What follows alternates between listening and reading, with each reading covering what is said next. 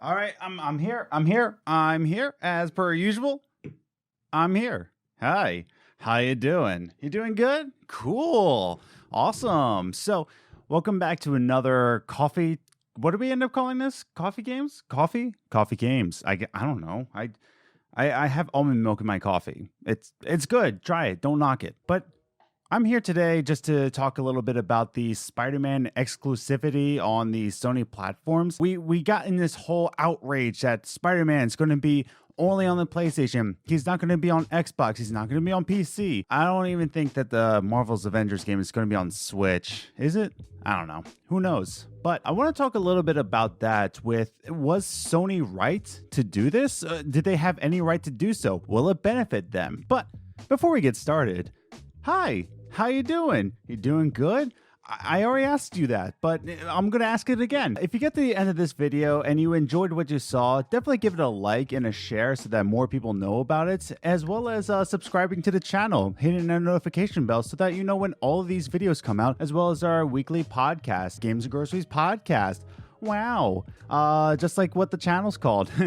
But yeah, so definitely hit that subscribe button and the notification bell so that you know when everything comes out. But this brings me to my first point, which is what's happening right now? What's the situation? What is everybody crying about? So Marvel's Avengers is a new upcoming game from Square Enix, whatever you want to call it, and Crystal Dynamics that's supposed to be an action-adventure, co-op adventure, similar to what Destiny is, but it's not Destiny. Don't put words in my mouth. But it's one of those where, you know, there's a story to it.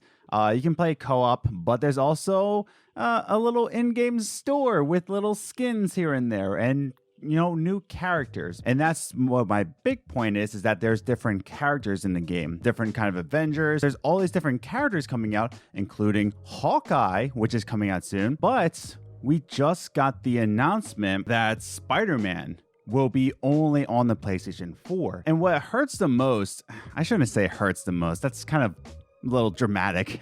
But what's weird about it is that it's not a timed exclusive either. He will just forever be on the PlayStation, and that's just a little bit weird to do. And I'm going to get into that point a little bit. Will they do this? But that's the situation right now. That's if you want to play as Spider-Man in Marvel's Avengers, then you have to play it on PlayStation. And Xbox people, you're not going to have an exclusive character. PC, you're not going to have an exclusive character. But all of a sudden, PlayStation only has the exclusive character as arguably Marvel's most popular character. He's pretty much, could I say that? Yeah, I'm going to say that. Spider-Man is probably the most popular Marvel character right now. Even in the Marvel movies, he's being set up to be the new Iron Man. And it's insane, but they're right to do that. But that's a situation right now that Spider-Man will be only PlayStation, which brings me to my next point. Can Sony do that? So can Sony do that? Can Sony actually bring Spider-Man as an exclusive character? Are they able to do that? Well, yes. With a little thing that we on the channel like to call, what's the word? Oh, right. Money! It's all about money in the end. See, here's the thing. When everybody's saying that, oh, Sony owns Spider-Man, they only own the movie rights. That's it. They own the movie rights. They can lend the movie rights out, but in terms of video games, they don't have that. So this was a paid exclusive. And even the Spider-Man PS4 game was a paid exclusive from Insomniac, who then they later purchased. The Insomniac Studios, they purchased them. But in terms of video game deals, they don't hold those rights. But in terms of money, yeah, they can totally do that. And it's a little weird that they're going to put a lot of resources behind locking Spider-Man. And it's really weird the way they're explaining it. And I read this on the podcast, the Games and Groceries podcast, as I put on my little reading glasses, also known as my just regular prescription glasses. I don't know. But we have this quote from a Sony representative saying, "We happen to be the ones who can execute and deliver when it comes down to the choice of where and what Spider-Man can be." That's a relationship question that PlayStation absolutely has the right to do that, as you guys know, with the Sony's movie rights ownership there. And Marvel with Sony saying, hey, this is something we can do. This is something we can do on this platform. And as creators, we have this opportunity that we can make something unique and fun and awesome. Does that make any sense? I love how where they start in the beginning, it comes down to the choices of where and what Spider-Man can be. That's a relationship question that PlayStation has the absolute right to do. What? It's so weird. They phrase that so... They just try to explain that to themselves, but really, you can just say, because we can. That's really what that quote is saying. It's saying, we're going to do it because we can, and we have the money to do so, and... suck it. They also later said that if you want to play as Spider-Man, you have the option to do so on PlayStation. So really, when I ask the question, can Sony do that?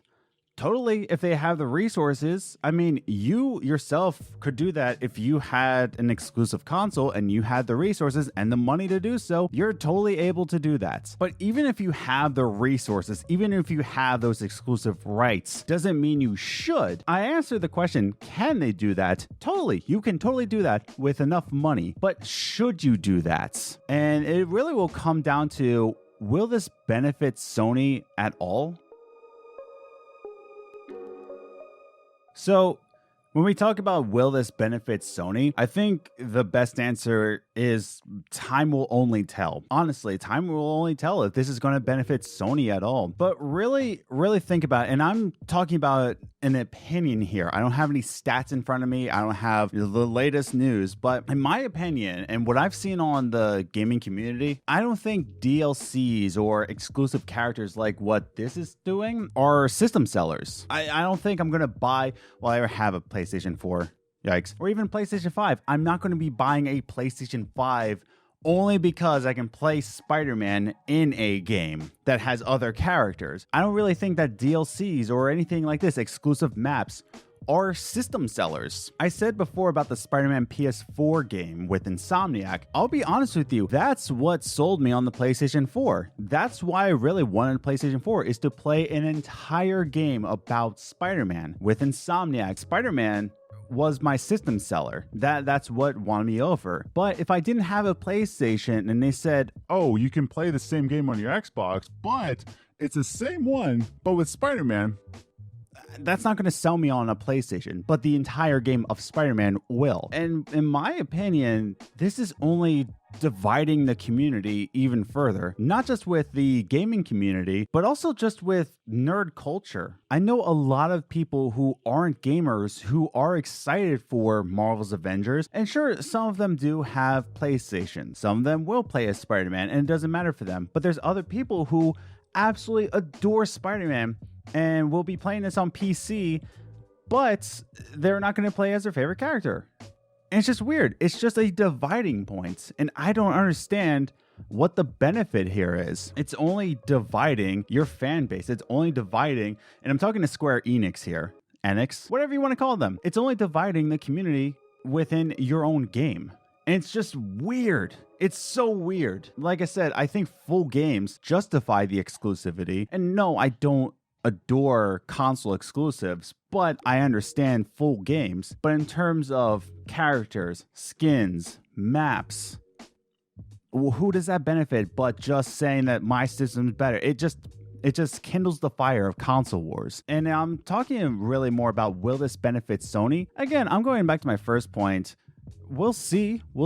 Time will tell. I don't know. I don't think it will. I really don't. I think it's just going to say that, oh, look, we're the better system. And I think that's the only thing that it benefits, because no one's going to go out of their way to buy a PlayStation 4 just to play one character in one game. But now you might be thinking to yourself, Adam, you're going on forever. And this news came out, so what, a week and a half ago? Why are you still talking about this? The news has passed. And if you're saying that to yourself, you're actually bringing up my final points on this whole situation.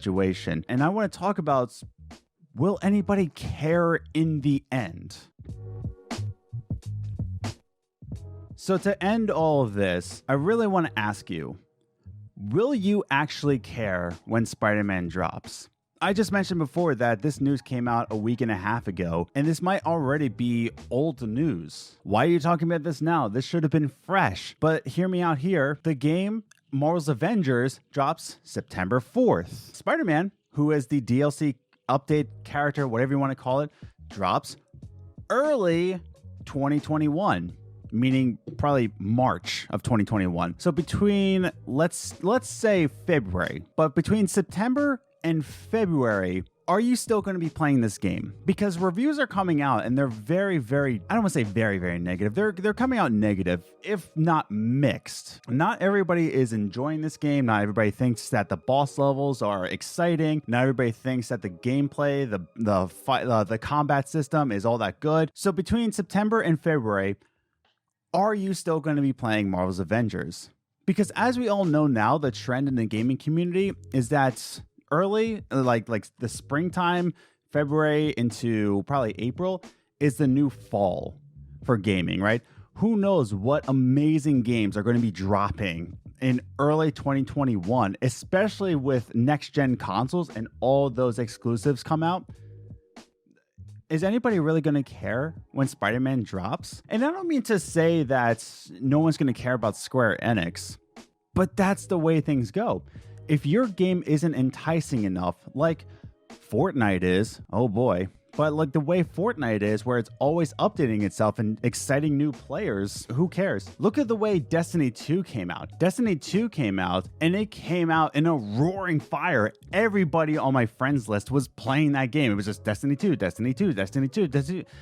And within, I would say, 3 months, and that's being generous, 3 months, nobody was playing that game. Nobody. Everybody kind of beat it. They had their time with it, and it just kind of dropped off, and that's within 3 months, I'm guessing. And that's from my own opinion. But with Marvel's Avengers and Spider-Man finally dropping in early 2021, is anybody really going to care at that point? And that's my final point. And if you're seeing this as seeing old news, that's my point exactly. Like, nobody cares about this news piece now. It's only a week and a half. That's it. I don't know. It's just a weird situation. I think it's just dividing the community. I don't really think this is benefiting Sony, but I understand that they can do this. I understand that. But to answer the question, are they right to make Spider-Man exclusive? Time will tell, but in my opinion, no.